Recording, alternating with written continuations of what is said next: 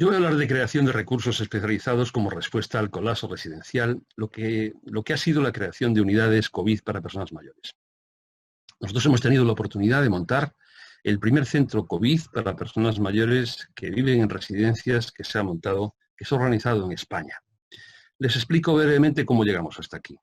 Cuando la Sociedad Gallega de Gerontología y Geriatría leíamos las estadísticas de China, de Wuhan, de cuántos muertos había en el grupo de población de 80 y más años, que nos decían que entre un 11 y un 14%, pensamos que Galicia, que tiene un 25,6% de personas mayores de 65 años, merecía al menos una reflexión.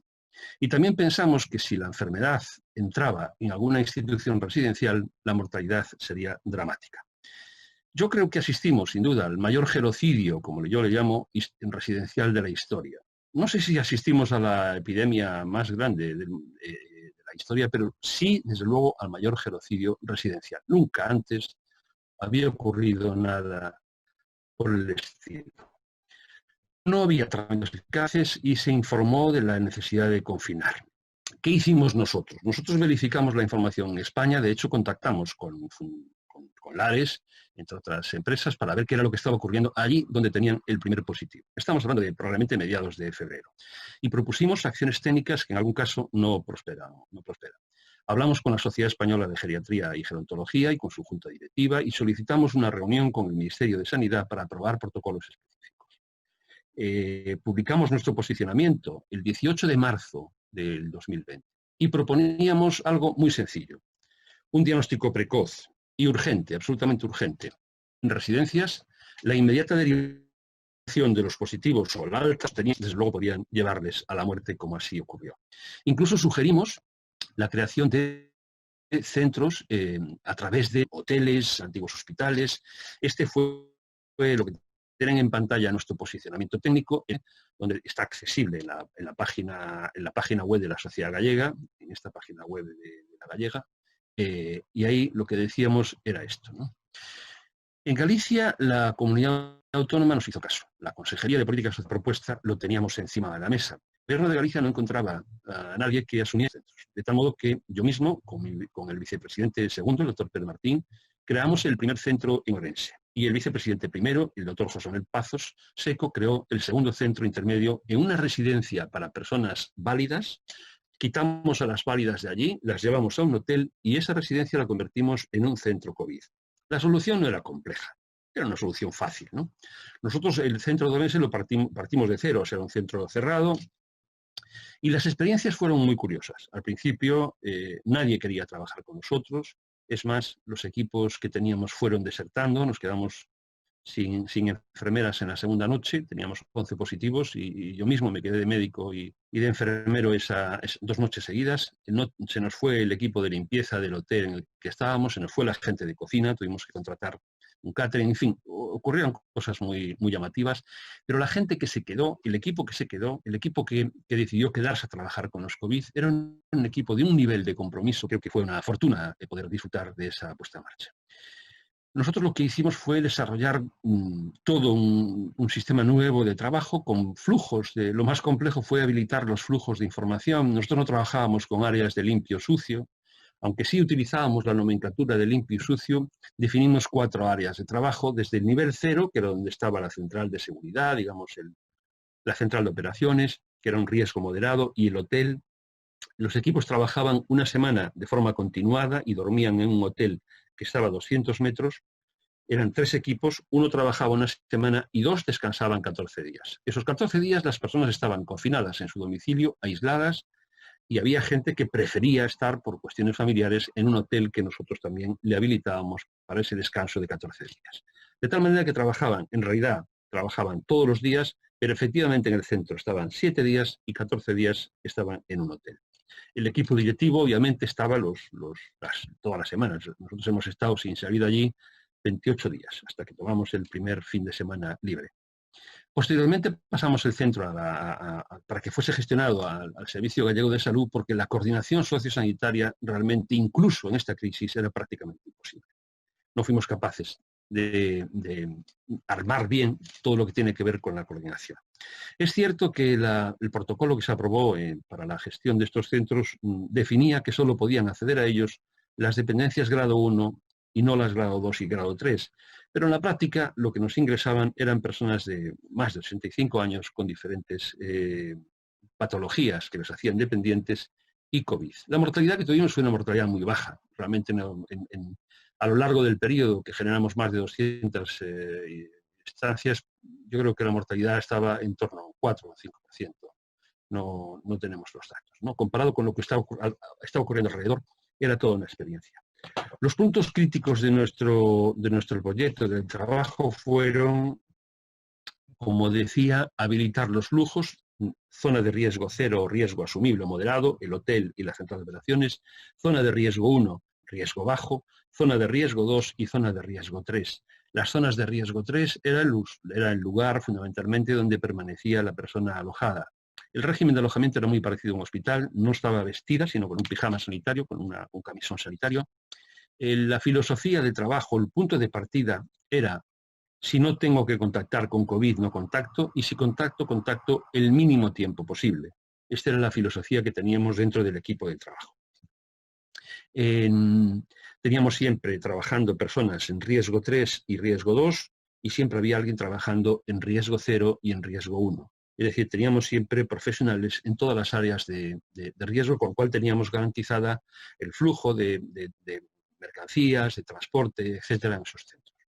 El segundo punto crítico era el procesamiento de la higiene textil, el procesamiento de la ropa. O sea, toda la ropa de las personas COVID se procesaba junto con nuestros uniformes, o sea, nuestras toallas, los pijamas sanitarios, se lavaban en un túnel de lavado de ropa, recogiendo en bolsas hidrosolubles para que nadie tuviese que manipular la ropa contaminada. No tuvimos, hay que decirlo, entre el 26 de marzo y el 22 de mayo, que fue el periodo que duró este centro abierto, no hemos tenido ni un solo positivo en nuestro centro. En el centro de Santiago sí ha habido positivos, pero en el nuestro, pues afortunadamente, no lo hemos tenido. Otros puntos críticos eran el procesamiento de residuos sólidos urbanos, de basura, la entrada de comida, la distribución de ropa, la forma de hacer las camas, la escasez de equipos de protección personal. Al principio trabajamos en condiciones prácticamente límites. Teníamos escasamente 2 o 3 personas vestidas con equipo de protección personal porque no había. La vajilla se podía lavar en el centro, pero utilizamos vajilla y cubertería y vasos desechables, de forma que la comida entraba en caliente, se distribuía en caliente y todo esto se recogía en ropa, en bolsas de sucio, ¿no? También armamos un protocolo de función, porque la salida de cadáveres también había que contemplarla, y quizá lo más importante fue el protocolo de limpieza. Por primera vez, lo que vino a suponer esta crisis es que se democratizó la gestión de los centros. Es decir, el director, en esa verticalidad tradicional que tiene, aquí estoy yo y aquí soy el que manda y el que define protocolos, de repente se convertía en una especie de director de orquesta donde cada cual tocaba como podía, de la mejor manera posible, su instrumento. El personal de limpieza, el personal de almacén, el personal de gerocultor, las enfermeras, los médicos, todos articulamos un sistema de trabajo pensado en el otro. Es decir, si uno de nosotros se contagiaba, probablemente ponía en peligro, si no era en la zona de riesgo 2, era en la zona de riesgo 1, y si no en la zona de riesgo 0, ponía en peligro a todo el equipo. Entonces, la primera reflexión fue la democratización que hubo, la horizontalidad que hubo en la residencia. Todos éramos equipo y todos tomábamos decisiones y todos íbamos armando procedimientos. No había nada establecido, ¿no? La segunda cuestión fue, como vimos, que esto también ha ocurrido en residencias donde no han tenido COVID, cómo se transformaban los espacios en la residencia. Esas residencias rígidas, donde aquí se come, aquí se canta, aquí se hace fisioterapia, habían desaparecido. De repente, lugares en planta que habían estado pensados para otra cosa se convertían en pequeños comedores, maravillosos comedores de 8, 10, 12 personas, donde la gente acababa colocando cortinas, carteles, una velita, una flor, y conseguíamos crear en nuestro centro y en otros centros, sobre todo, espacios totalmente diferentes. Y la tercera cuestión fue la participación de las personas mayores en esta organización. O sea, ellos mismos yo creo que reforzaron su posicionamiento. De pasar de una situación absolutamente pasiva, donde reciben servicios, ellos estaban colaborando, participando, ayudando, ¿no? Bien es verdad que estaban confinados, ¿no?, en espacios muy reducidos. En nuestro caso estaban en sus habitaciones, no salían al pasillo. Cuando salían al pasillo teníamos que desinfectar todo el pasillo porque las personas con trastornos neurocognitivos eran difíciles de manejar y no teníamos opción de cerrar la puerta, ¿no? Tuvimos que trabajar un poquito más la sedación, con lo cual tuvimos alguna caída que quizá en otras condiciones no hubiésemos tenido. Y yo creo que en síntesis, ¿no?, para mí, creo que ha venido a generar una cultura de mayor compromiso entre los equipos y las personas. Es decir, lo que ha venido es a romper ese modelo de reclamación permanente, ¿no?, de funciones, de salario, de actividades, y ha generado residencias en las que todos tenemos que defender lo que hacemos porque estamos siendo atacados desde fuera, sin duda alguna. Los medios de comunicación han sido tremendamente inexactos en esta crisis, ¿no? Y eso ha compactado muchísimo a la gente. Yo creo que el compromiso de los que se quedaron a trabajar, porque ha habido obviamente muchas personas que no decidieron trabajar, y yo respeto mucho, por supuesto, las opiniones y las posiciones de cada quien. Respeto los que de cada 100 personas que llamábamos nos quedaban 25, el resto se marchaban. De las 25 que decían que venían al día siguiente, 5 no aparecían. Y yo respetaba a esas 80 personas que se iban, pero obviamente una cosa es respetar y otra cosa es aplaudir. Aplaudir, solo aplaudíamos a las personas que se quedaban con nosotros. En todas ellas, yo creo que pasado el miedo, y el miedo fue tremendo, ha habido situaciones al principio dramáticas, la gente lloraba, la gente estaba nerviosa, la gente se mareaba, la tensión cuando se metían en los EPIs.